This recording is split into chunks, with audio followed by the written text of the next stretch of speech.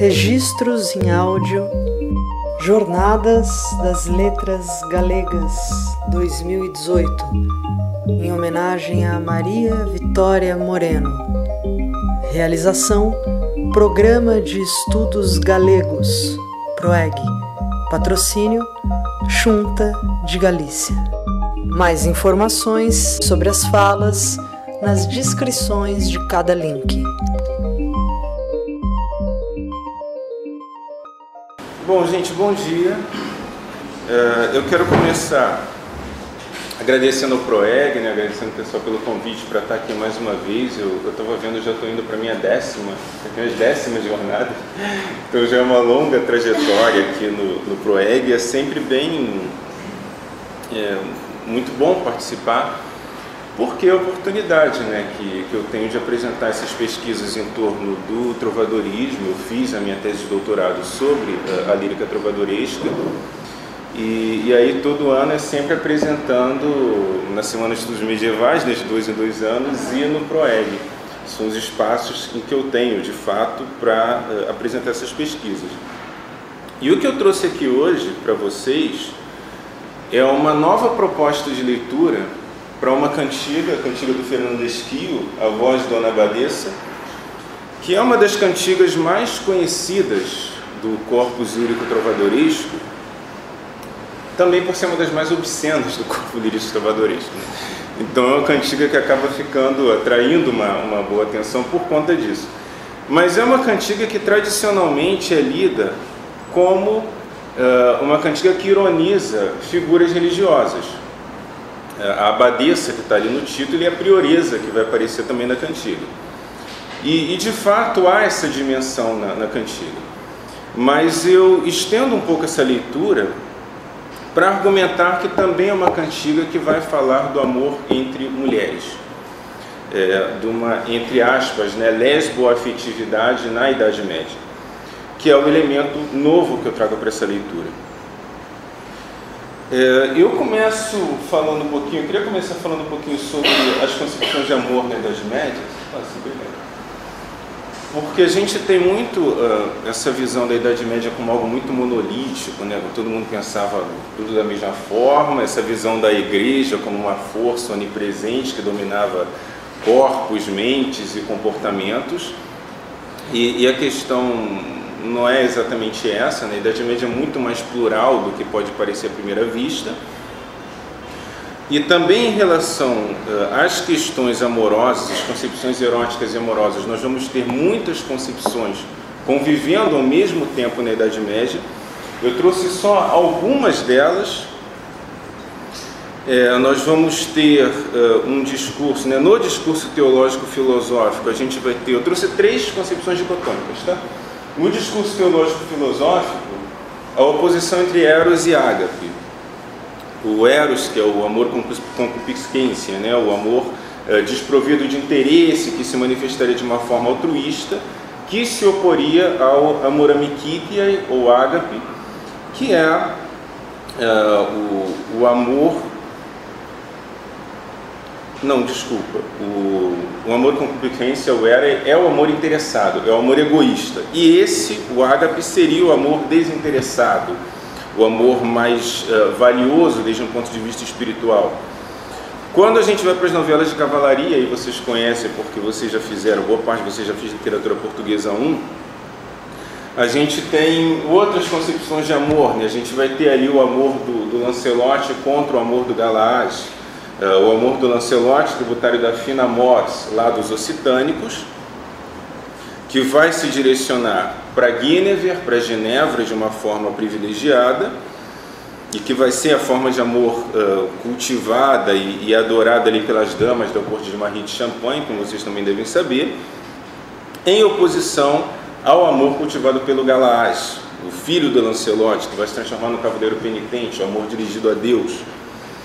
E finalmente, uma terceira forma dicotômica dessas concepções amorosas, que nós vamos encontrar no discurso clerical entre o amor puros e o amor mixtos. É uma forma que vai aparecer muito nos Carmina Burana. O amor puros, basicamente, é o amor que não chega à consumação. Então é um amor que tem todas as preliminares, todos os amassos, tudo isso, mas não chega à consumação propriamente dita, e por isso é um amor que vai se estender infinitamente. E de outro lado, o amor mixtus era aquele que chegaria de fato à união carnal e que ensejaria grandes perigos.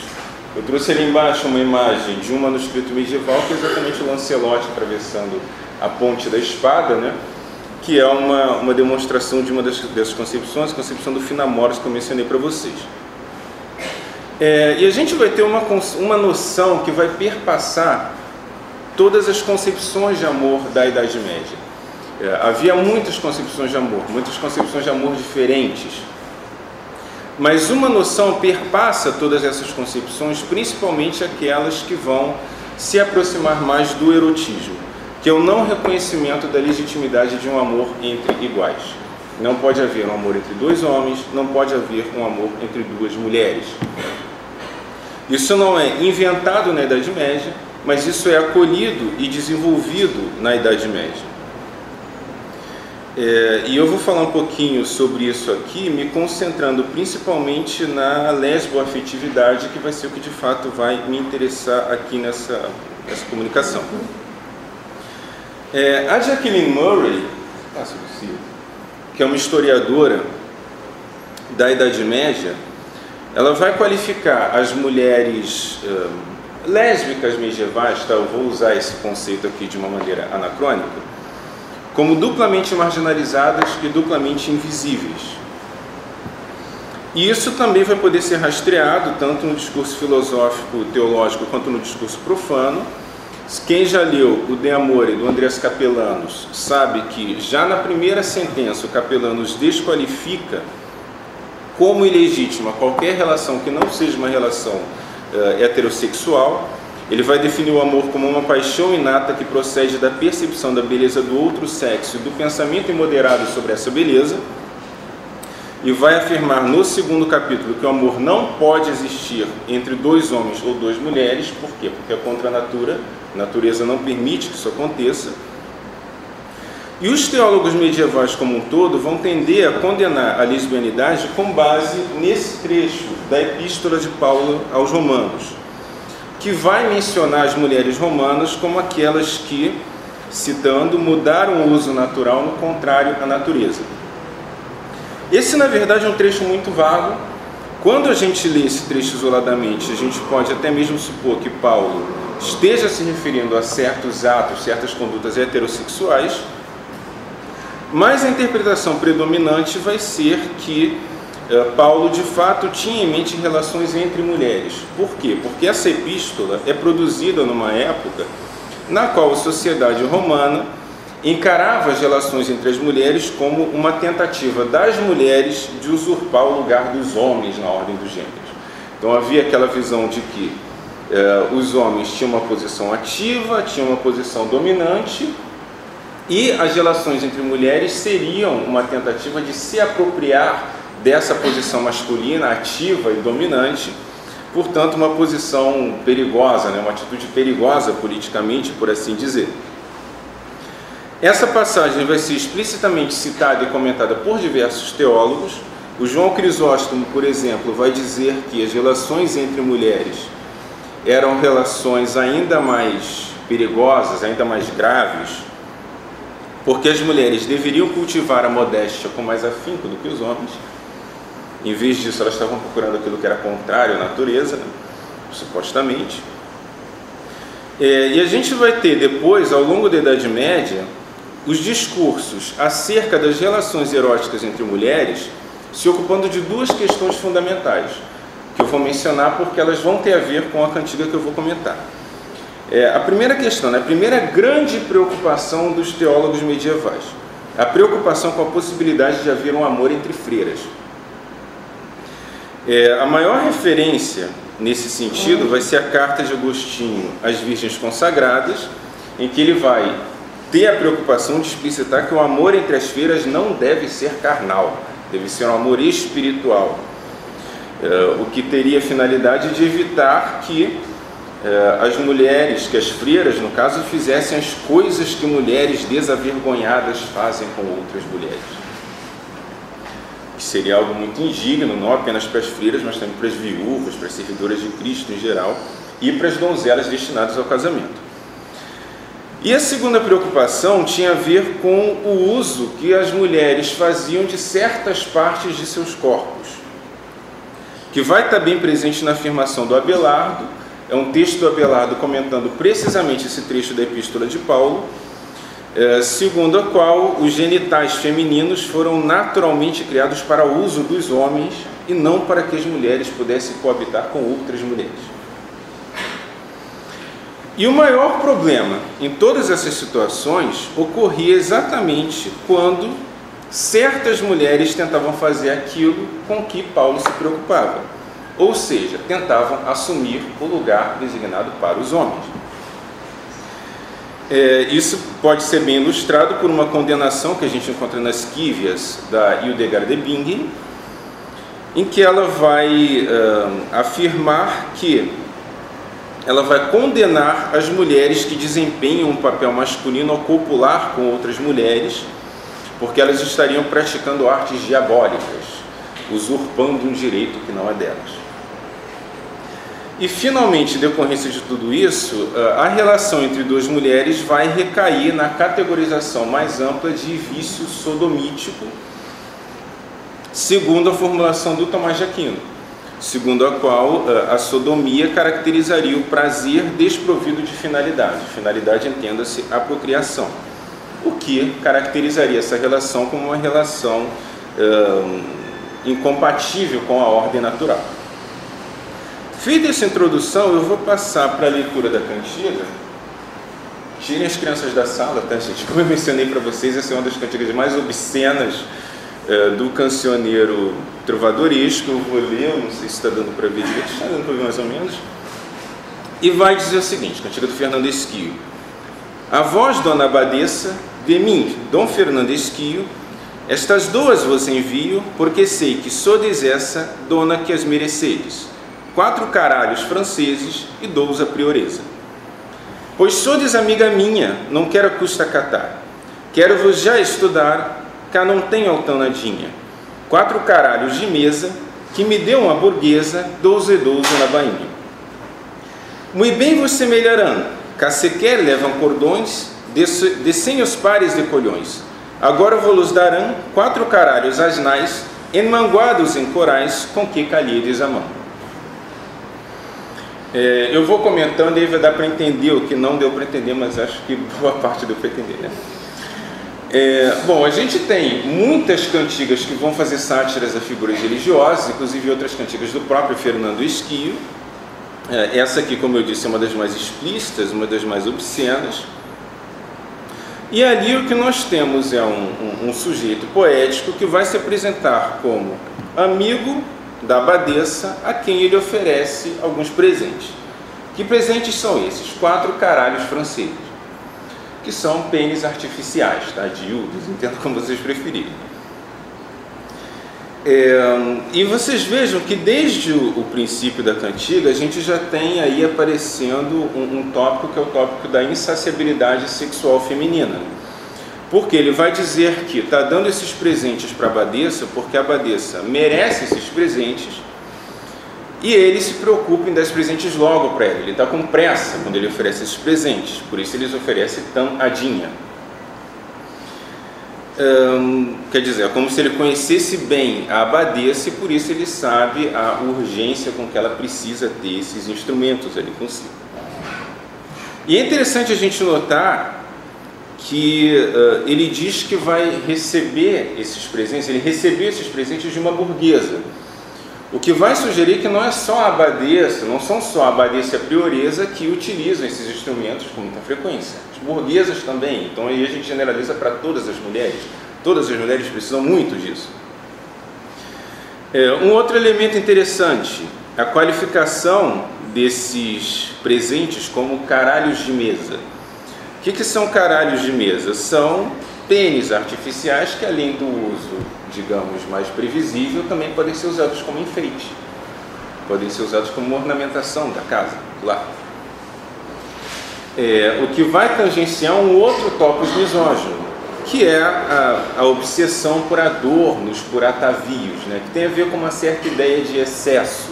Um excesso que se manifesta na luxúria, então no excesso de desejo sexual, mas também no gosto pelo luxo. Então, um gosto excessivo por frivolidades, por ornamentos, por artifícios de embelezamento. E a gente pode pensar em todos os discursos teológicos que vão falar contra a maquiagem feminina, por exemplo, desde lá Tertuliano. E mais alguns detalhes interessantes, né? Esses caralhos franceses vêm acompanhados de seus pares de colhões, têm dimensões asnais, então são enormes, e trazem punhos de carvalho cuidadosamente esculpidos para facilitar o manejo, então são anatômicos também. Agora, onde é que está a questão principal em que eu fundamento a minha leitura? Quando a gente vê uma cantiga desse tipo, um discurso desse tipo, a gente pode pensar que a abadesa está recebendo esses presentes para, digamos, usar consigo mesma, usar sozinha, né? São uns para ela, alguns para a prioresa, para que cada uma use consigo mesma. Só que essa ideia de que uma mulher use um instrumento desse tipo para estimular a si mesma, satisfazendo os seus próprios desejos sexuais de uma maneira autônoma, é uma visão bastante contemporânea. Quando nós vamos olhar as narrativas medievais que mencionam objetos desse tipo, nós vamos ver textos que vão se referir ao uso desses instrumentos como um substitutivo do pênis nas relações entre mulheres. E eram mulheres que eram severamente punidas por conta dessa prática. Passo por vocês. Tem dois casos que vão trazer esse tipo de relato. A gente tem primeiro a acusação contra Bertolina, alcunhada Gércia, do final do século XIII. Em 1295, ela é acusada pela corte civil bolonhesa de usar artefatos para ter relações sexuais com outras mulheres. Ela vai ser descrita como pública e famosa sodomita, então uma sodomita pública, famosa, todo mundo sabe quem é, que teria usado um mancipio con duobus testiculis de circo, ou seja, um instrumento com que tinha 2 testículos feitos de seda. E o detalhe interessante é que há o relato de uma testemunha masculina que acusou essa Bertolina, mas ele nunca viu a Bertolina usando esses instrumentos. Ela simplesmente mostrou para ele esses instrumentos. Ele só sabia que ela tinha esses instrumentos. E o fato de ele ver que ela tinha esses instrumentos consigo foi suficiente para que ele e as autoridades supusessem que ela estaria usando aquilo com outras mulheres. Então, para usar algo de uma referência bastante contemporânea, né, não tinha prova, mas tinha convicção. E a convicção foi suficiente para que a condenação acontecesse. E tem um outro caso também, bastante notório, esse já do século XV, desde 1477, que é o caso da Catarina Hetzeldorfer, que é uma mulher alemã da cidade de Speyer, que foi condenada a afogamento em 1477 por ter cortejado mulheres, tendo se relacionado sexualmente com uma mulher em particular que ela apresentava como sendo sua irmã. E na relação com essas mulheres, ela usava um instrumento que ela mesma tinha feito, usando couro vermelho, algodão e um pedaço de madeira. Tudo isso não quer dizer que as práticas autoeróticas de mulheres, né, a masturbação feminina, fosse um fenômeno desconhecido. Era um fenômeno bastante conhecido na Idade Média, mas não era um fenômeno necessariamente condenável. Por quê? Porque havia a ideia de que o corpo feminino é diferente do masculino, o corpo feminino é mais frio do que o corpo masculino. O que quer dizer que numa relação heterossexual convencional, a mulher não conseguia chegar ao prazer, porque o corpo masculino se aquecia com mais frequência e o corpo feminino demorava muito a se aquecer. Então o que restava a mulher fazer? Depois que a relação já tinha, digamos, se consumado do ponto de vista masculino, era aceitável que a mulher chegasse ao clímax emitisse a semente feminina, como se dizia na época, através da masturbação. Então isso não era algo visto como necessariamente negativo. Nós temos até alguns discursos medievais que vão falar sobre isso como uma estratégia para as mulheres engravidarem, porque se entendia que a gravidez só acontecia se tanto o homem quanto a mulher chegassem ao orgasmo, emitissem as sementes, como se dizia. O homem conseguia emitir na própria relação, a mulher não, ela precisava emitir depois. Como é que ela emitia depois? Através da masturbação. Então a masturbação em si não era um problema. O problema é que a presença desse tipo de instrumento sugeria a possibilidade de ultrapassagem de limites. Ultrapassagem de que limites? Que a mulher tentasse ocupar o lugar destinado ao homem com outra mulher, ocupar uma posição ativa. Aí é que estava o problema. Então, enfim, devido nesse entendimento falocêntrico da sexualidade, a gente vai ter sempre essa relação lesboerótica imaginada como uma relação que exige um elemento substitutivo para o pênis, daí essa desconfiança que há em relação a qualquer instrumento que pudesse ter essa função. E aí a gente, voltando para a cantiga, a gente vê, né, que os caralhos franceses são oferecidos para a abadesa e para a prioresa. E são oferecidos, isso está descrito também na cantiga, em saquinhos de 2 em 2. Então eles vão todos acomodados ali, sugerindo o quê? Que uma vai usar com a outra.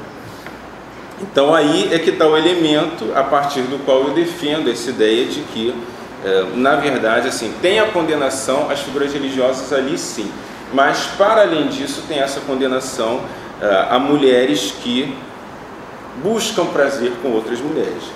E aí, já para fechar, eu acho importante a gente ressaltar que quando a gente vê essas cantigas, as cantigas satíricas, cantigas de carnamolezeira, uma cantiga desse tipo, isso também ajuda a gente a desfazer um pouco certos estereótipos sobre a Idade Média, né? A ideia de que a Idade Média foi uma época de total seriedade, ninguém ria, né? Todo mundo tinha que estar sempre de cabeça baixa diante das ordenações religiosas e tudo mais.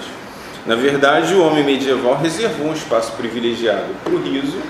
A gente vê isso nessa cantiga, a gente vê isso em todo ali o corpus satírico trovadoresco, entre outras fontes, mas é importante a gente perceber que esse não é um riso esvaziado politicamente, é um riso que vai dialogar com os costumes e com a tradição da época, né?